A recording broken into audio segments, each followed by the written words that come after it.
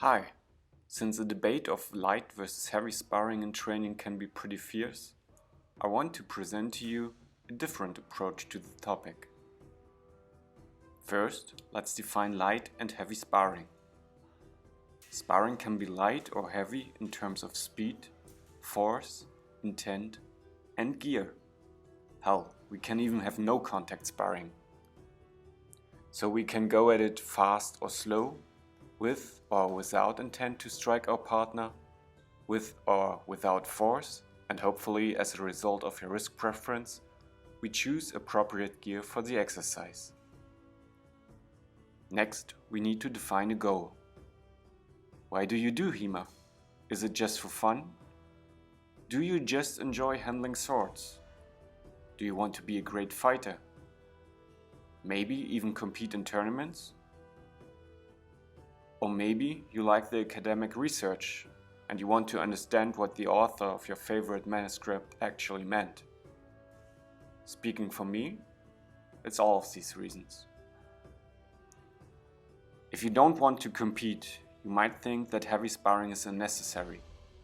After all, heavy sparring is taxing on the body and the mind. You might get hurt, even injure yourself. Well, I partially agree. If you do this just because swords are cool and you are happy with your experience so far, then don't do heavy sparring. But, and there's a big but, if you truly want to understand the manuals, or if you actually want to be a good fighter, or if you want to be successful in tournaments, you have to incorporate heavy sparring into your training. These fencing manuals we study, they were largely written, well, to teach us how to fight. And in a real fight, our opponent does not care about our well-being.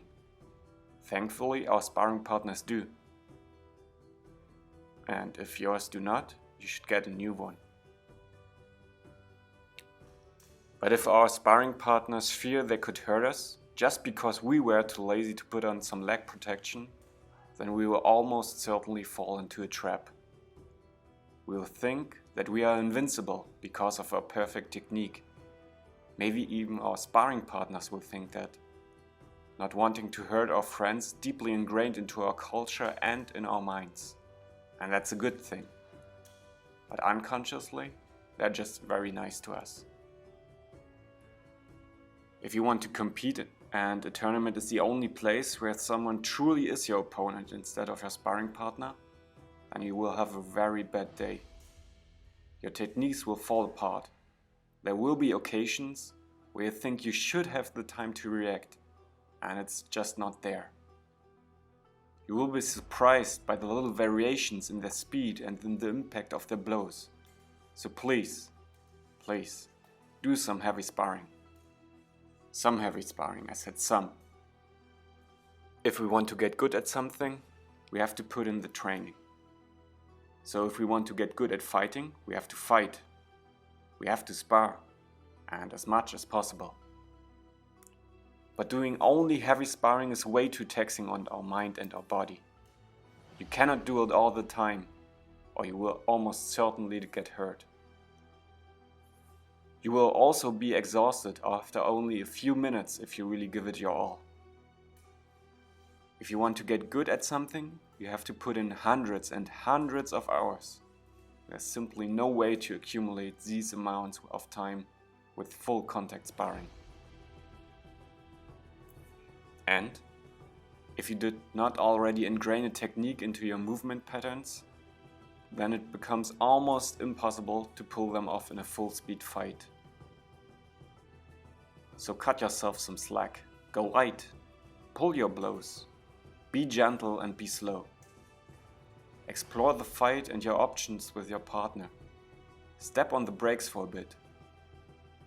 If you can trust each other, you might even leave out some of your gear.